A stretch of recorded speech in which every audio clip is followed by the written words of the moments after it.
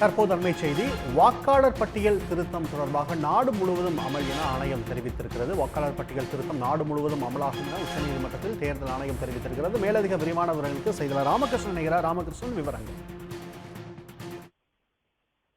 அதாவது பீகார் மாநிலத்தில் வாக்காளர் பட்டியல் சிறப்பு தீவிர திருத்தத்தை தயாரிக்கும் பணிக்கு எதிராக உச்சநீதிமன்றத்தில் தொடரப்பட்ட வழக்குகள் என்பது உச்சநீதிமன்ற நீதிபதி சுதான்சு துலியா தலைமையிலான அமர்வில் இன்றைக்கு விசாரணை என்பது தற்போது நடைபெற்றுக் கொண்டிருக்கிறது.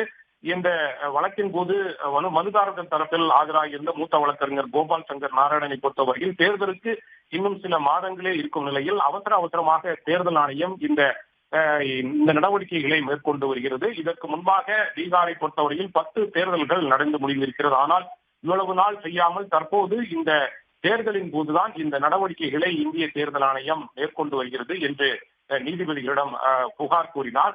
மேலும் கடந்த 20 ஆண்டுகளாக வைத்துள்ள வாக்காளர் அடையாள அட்டை மட்டுமில்லாமல் ஆதார் அட்டைகளை ஆகியவற்றை தேர்தல் ஆணையம் ஏற்காமல் இருக்கிறது என்று அவர் வாதிட்டார். அதே போன்று மூத்த வழக்கறிஞர் கபில் சிபலை பொறுத்தவரையில் ஒருவர் இந்திய குடிமகனாக இல்லையா என்பதை முடிவெடுக்க வேண்டிய மத்திய அரசின் அதிகாரத்தின் வரம்பிற்கு கீழ் இது இருக்கிறது. அதை இந்திய தலைமை தேர்தல் ஆணையம் செய்ய முடியாது. ஆனால் பீகார் விவகாரத்தில் தற்போது தலைமை தேர்தல் ஆணையம் செய்திருக்கிறது தவறான ஒரு செயல் என்று சுட்டிக்காட்டி வாதங்களை முன்வைத்தார். ஆனால் நீதிபதிகளை பொறுத்தவரையில் ஒரு கட்டத்தில் இந்திய தேர்தல் ஆணையம் தற்போது பீகார் சட்டப்பேரவை தேர்தலுக்காக மேற்கொண்டு வரும் தீவிர வாக்காளர் சரிபார்ப்பு என்பது நடைமுறை என்பது சரியானதுதான் என்று கேள்வி எழுப்பினார்கள். ஆனால் அதற்கு பதிலளித்து பேசிய மறுதரப்பு வழக்கறிஞர்களை பொறுத்தவரையில் இந்த நேரத்தில் இது போன்ற நடவடிக்கைகளை மேற்கொள்வது சரியானது அல்ல என்று நீதிபதிகளிடம் சுட்டிக்காட்டினார்கள். அப்போதுதான் பேசிய நீதிபதிகள் வாக்களிக்கும் அடிப்படைக்கு பாதகமாக இந்த விதிமுறைகள் உள்ளது என்று மனுதாரர்கள்